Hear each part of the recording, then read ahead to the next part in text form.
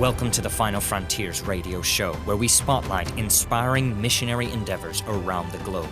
Stay tuned to hear how you can personally get involved helping the Lord's frontline soldiers effectively advance the gospel where it has never been preached before. All right, we're back, and this is Joshua Martin. And Daniel Nelms. And we want to talk about a current event today. That by the time that you hear this, it's probably already going to be taking place. There may be violence in this area, but we want to let you know about it. We're talking about Kenya, and the elections have been taking place, and they keep getting canceled. Back in 2007 was the worst of it, and that's when the horror stories happened. Terrible, terrible time in history that a lot of people did not hear about, and especially around the city of Eldoret, which I was able to visit March of last year. I got to meet these preachers that we support over there, and they took me around to some of their areas and their homes and places that were burnt down. I saw churches that are still burnt down, and they're so poor they've just got a few boards that they've put together, and they're hoping to be able to raise the money to build their church again.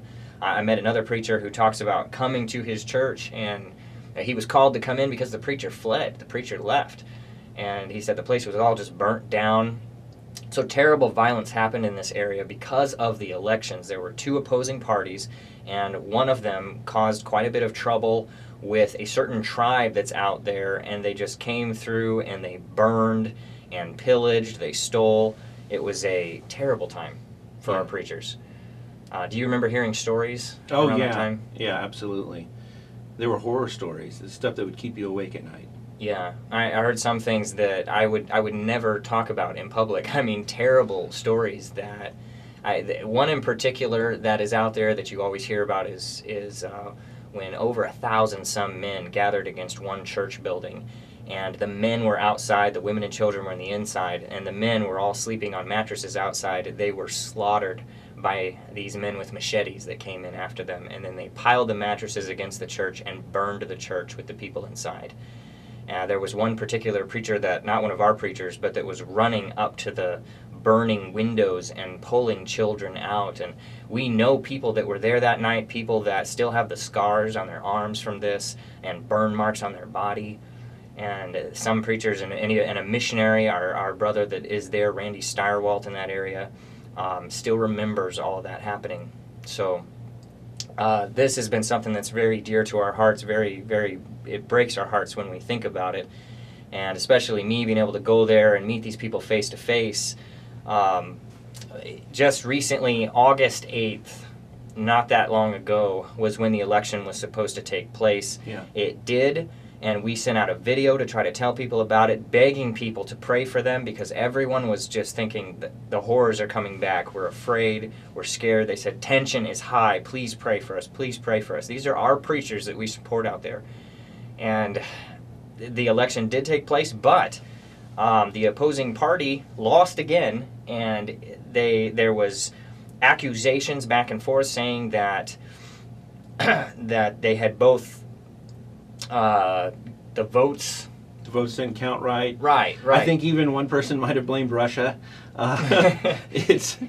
It sounds familiar, doesn't it? It was a bad situation, and because of that, there was a judge that for the first time on the African continent ever, he discounted it. He said, nullified the election results. It's the first time that has ever happened. He overthrew the election. Some speculate that was just because, hey, he'll get to go down in the history books as the first judge who got to do that on the continent. But it did happen, and so they're going to hold another election. They're going to do it again. What is it, the 26th of October? So at the moment that we're doing this right now, that has not taken place yet. By the time you hear this, it will have already happened. And it's possible that they could nullify it again, and they could send it out for another 90 days. We don't know what could happen. The worst that could happen is that the violence would come back, and they could block the roads, cut off food supplies, they could slaughter and burn homes again. A lot of people could lose their lives. 1,200 people died, somewhere around that neighborhood in the last one. 500,000 were displaced from their homes. Thousands of homes were burned. Yeah. Still are displaced. And you can go there and see that area. It's a sad, sad situation.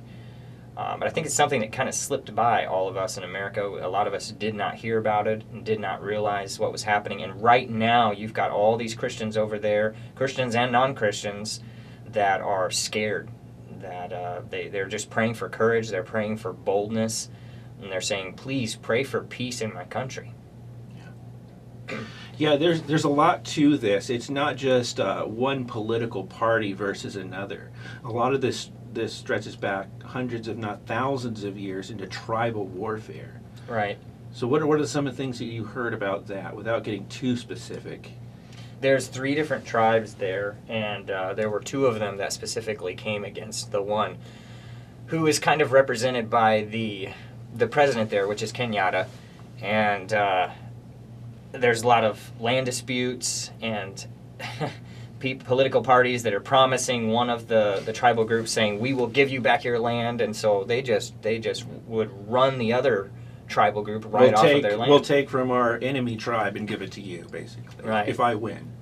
And you know what? We have 3 directors in this area. Is that correct? Yeah, 3. So Jerry Daniels is directly above Nairobi, several hours. He's up in Maasai territory, and many churches that are in that area. We have Tom Okeo, which is down around Kisumu. Now, that is one of the towns where a lot of the protests are happening right now. I have been told by a man in another part of Kenya, he said 3 times a week there's protests. The government is telling them we're banning that, but it's still happening. And he said that people have been seriously injured in Kisumu. I have not heard from that pastor. I've written him and asked him. It's been about a week. Yeah, we've been asking him. I haven't gotten any information from him, but I had heard that there was some really bad protests in Kisumu. But there's also protests in Nairobi, of course, which is the capital, and then in Mombasa. So 3 different places where it's really bad. But our brother Jerry Daniels, he is up there in Maasai territory. Then you have Randy Steyerwalt and his wife Phyllis. They are in Eldoret. And Eldoret was one of the places that I visited and was able to hear most of the horror stories where so many homes were burnt down. That is where that church was burned with the people inside of it. So we have 3 directors there. Really, there's somewhere in the neighborhood of 300 church planters in Kenya that we are supporting, that people like you out there are supporting, and you get to hear their stories, and you get to hear what villages they're evangelizing, what churches that they're starting and they're working towards. That doesn't even count the Timothys. Yeah, right. I got to be in a conference with about 200 preachers in Eldoret. That was amazing to see them. These are strong believers. I mean, they look like college professors. These guys are smart, and they respect one another. It was awesome to be able to listen to them preach. But I got to hear one guy got up and he was just crying. I can remember him next to the building talking about the things that he saw, the things that he experienced, and how he could never come back. He could never come back to that area. So these preachers they're heartbroken. A lot of them have lost their homes, and we need to stand with them. They're our fellow soldiers. If you think about it, 300 some church planters that are out there that are facing this. At the time of this recording, right now, it's less than 2 weeks away where a tremendous amount of violence could take place again. But even now, every week there's protests and people are being seriously injured. So by the time you hear about this, it's possible either the election will be passed, or they could be in the middle of a violent confrontation and everybody could be cut off. Yeah. And so please be aware of this. We want people to know about it. We do not know what will happen. I will say this. When the video came out the first time before August the 8th, there was people praying all over the country. And we told our preachers there, we are praying for you. You are not forgotten. And I believe as a direct result of that, there was very few people that were injured in that election. They told us, hey, this is nothing like what we thought it was going to be. Yeah. Thank you for praying. So please. So thank you for praying. Yes. we appreciate any of you out there, all of you that have had a part in praying for this. If you want to help these preachers, what are they asking for right now? They need your support. They need more of our power packs. They need tracts. They need Bibles. They need prayer. Right.